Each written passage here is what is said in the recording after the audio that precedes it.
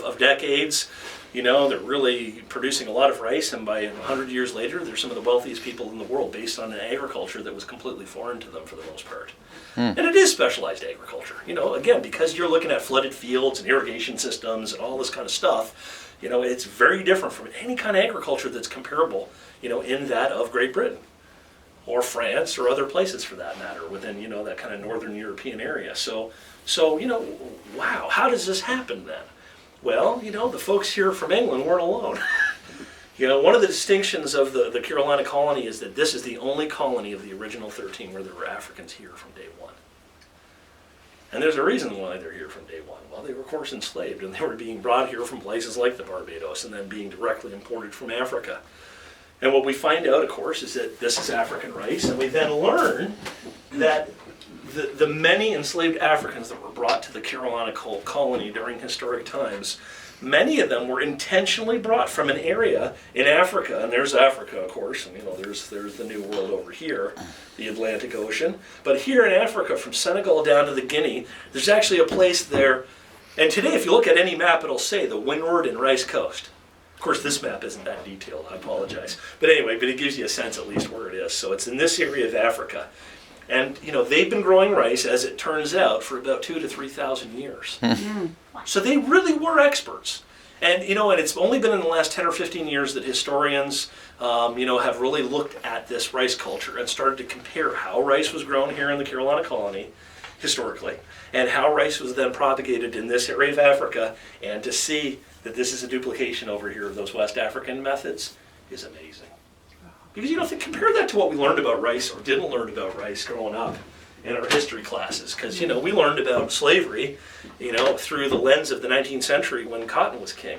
And cotton was really only introduced after Eli Whitney invented cotton gin, and that happens very late in the 18th century. It's not until the 1820s that cotton's really kind of, becomes king cotton and takes off and is grown in large quantities. In the 18th century, if you looked at people's clothing, they weren't wearing a whole lot of cotton. They were wearing a lot of linen and wool. And in combination of both materials, linsey woolsey. So, cotton was not very, very commonplace. So it's not to the 19th century. And yet there were enslaved Africans being brought into the British North American colonies as early as, 1619, when the very first enslaved Africans arrived in Jamestown, Virginia. So for 200 years, 500,000 enslaved Africans brought into British North America, and how many of them can we honestly say were out there picking cotton on a cotton plantation? Well, very few, if any. So if we're not bringing them here to pick cotton, then what the heck were we bringing people here for? And that's a question that we honestly have to ask ourselves. And here it is, 2011, it's kind of amazing.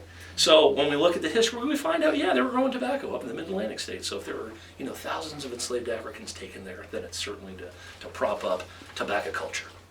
If it's here in the Low Country, it's literally 100 to 200,000 enslaved Africans that arrive here in this area for the purpose of engaging in rice culture, indigo culture, and then a whole handful of associated practices and crafts and trades, etc.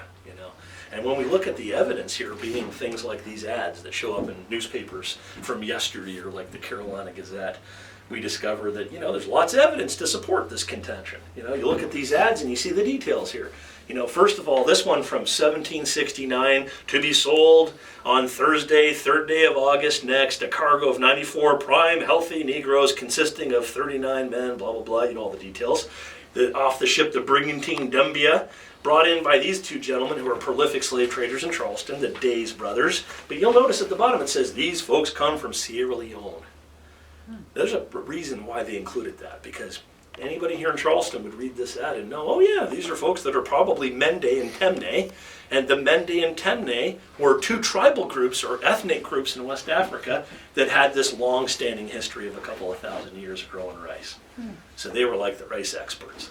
And then to look at this ad right here, this one's really quite the clincher, because it says here, to be sold on the ship, the Bunce Island. Now, Bunce Island was a British fort that was built on a little island outside of the harbor of Freetown, which is the capital of present-day, Sierra Leone. And Sierra Leone, again, Mende Temne. A lot of Temne would live out there in that area. And it turns out that here we have a whole cargo that anybody reading this ad would know, because here we have a preference amongst the slaveholding families, the Draytons, they were preferential towards these people coming from that area, the new rice culture. So it was very important for them to then see in this ad that they just arrived from the Windward and Rice Coast. And there are other ads that have similar, sized font here, like this large, when it says Negroes. There are other ads right at the top, and even bigger font I've seen, it says rice slaves. So they were really selling these people with an understanding that the purchasers were looking for these clues, that they wanted people from that area that knew about rice culture. It's really important. So why is that important to us today? Well, because we've been sold this bill of goods, and that is, well, enslaved Africans brought here, they worked on cotton plantations, they did menial labor, end of story. Yeah, the folks that worked these rice plantations had their fair share of manual labor. They had to clear these fields, they had to dig out these irrigation ditches, they had to physically plant and harvest and process the rice, which meant hours of standing around banging rice in a hollowed out tree trunk using a mortar and pestle. You can imagine hand processing millions of pounds of rice. Lots of labor, lots of hand labor, lots of physical labor. But who guided that labor? Who had the knowledge? Who knew how to create all this irrigation system? Who knew how to carve out these rice fields and make them perfectly flat so they can be flooded to the same depth over a range of a few acres per field? It was the Africans, because that was what they'd been doing for generations over there in Africa. So not only were they supplying the muscle, but they were also supplying the know-how. Now that's a part of the story of African American history that for some reason got left out of the history books completely. And of course, all of these notions that prejudicial notions about who these Africans were and what they were back in Africa and what they were doing here, all obscured because of simple little things like, well, these Africans knew how to do things that we didn't know how to do. That just got left out of the story. So that's what we rediscover when we take the time to consider the cabins, when we consider who lived in the cabins, and the families that were here, what did they contribute? It's a simple question, and yet the answer that comes back is so much more than we perhaps would ever imagine. And then to think that these cabins were lived in for as long as they were, there's the Reverend John Grimke Drayton that owned this plantation. Again, in 1850, 47 people enslaved here on this property.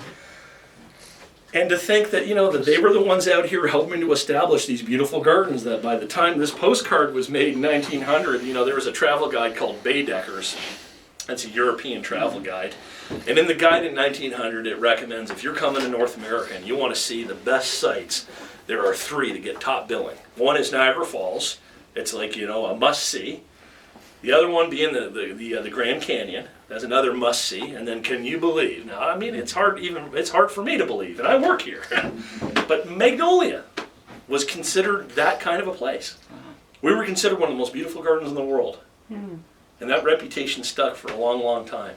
Now, you see the postcard here of Aunt Phoebe, and we wondered, okay, well, if the families were the gardening staff, then what did they do? And then you find this image, and once again, we're finding ourselves led towards believing that, yes, the families that lived in these cabins, even in long after emancipation, now working here as employees of Magnolia as our horticultural staff, that this is what their duties were comprised of.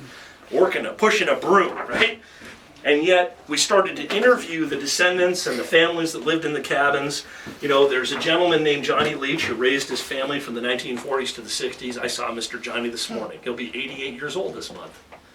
No kidding. He's been here 81 years now at Magnolia. He came here when he was 7 years old.